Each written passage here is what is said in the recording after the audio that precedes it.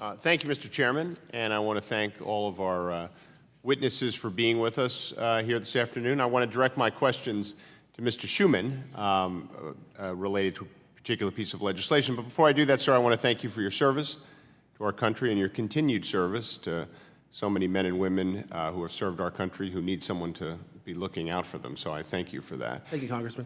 My question relates to the bill I co-sponsored with my good friend, Mr. Holtgren, H.R. 2683, the Protecting Veterans Credit Act of 2017, which I know you made some very positive comments about in your introductory remarks, which I appreciate.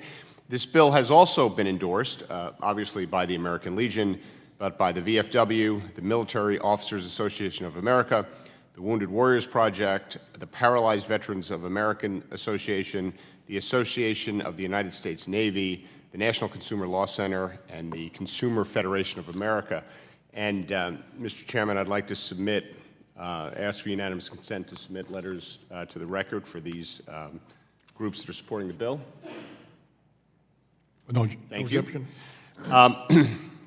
And the bill does, as you know, sir, two things. The first thing it does is freezes the ability of negative credit to be reported to credit agencies related to medical care that is received or provided to a veteran outside of the VA system, whether through the choice program or through some other provider.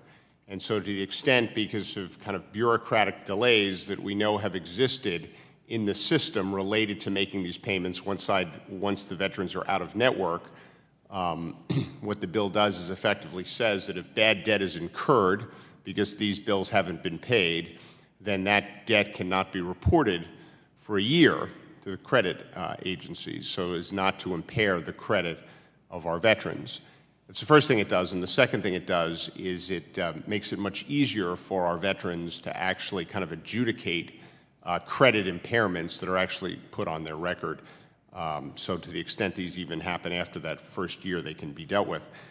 And we've got two articles that, Mr. Chairman, I'd also like to submit or ask for unanimous consent to submit to the record. The first from CBS, which was titled "World War II Vet Mistakenly Billed $4,000 for Medical Care, Revealing Problems at the VA," and this resulted in a credit impairment. And from the Military Times, Veterans Choice Programs Hurting Some Vet Credit Scores. Without objection. Thank you, sir. Mr.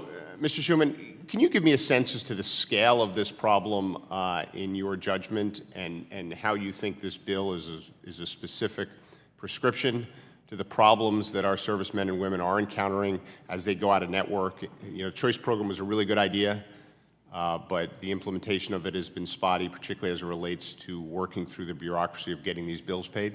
Can you give us a sense as to how prevalent this situation is? Well, thank you for the question, and also thank you for introducing the bill. I think it's a great step in the right direction to protect veterans.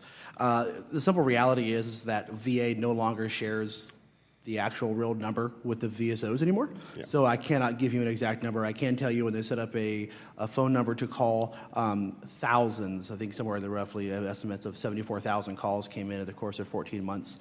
That's 74,000 veterans who have been impacted to an extent where they ask for help. And I think if anybody knows, veterans hardly ever ask for help. So if 74,000 called, I can only imagine the number that, like Mr. Frankie Adams, whom story I already told, didn't call. They just deal with it. Right. Yeah. And so this bill is a step in the right direction, particularly as there are 7 different community care bills currently in process of trying to figure out and streamline the choice program, particularly in the midst of a new bureaucratic process.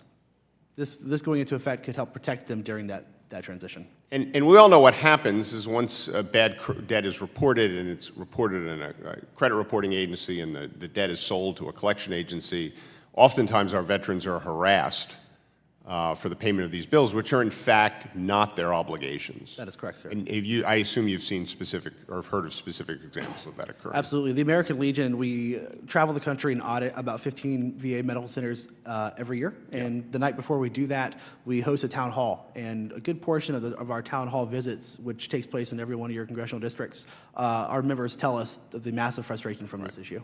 And just a quick yes or no answer because we're running out of time. Do you think this bill goes a long way to solving the problem? Yes, sir. Thank you, sir.